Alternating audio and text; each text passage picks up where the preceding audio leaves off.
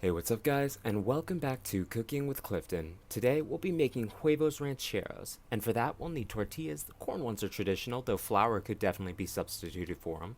Eggs, refried beans, and salsa.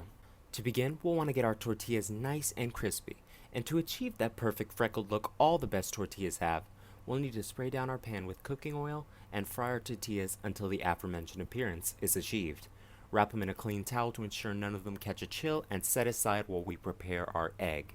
Speaking of eggs, we'll be frying ours over medium-low heat. Drop in a generous amount of butter and add your egg once the butter begins to bubble and froth. After about 2 minutes, whenever the eggs have mostly set on the top, give that bad boy a flip, let cook for about 30 more seconds, and then remove from the pan. And finally comes assembly.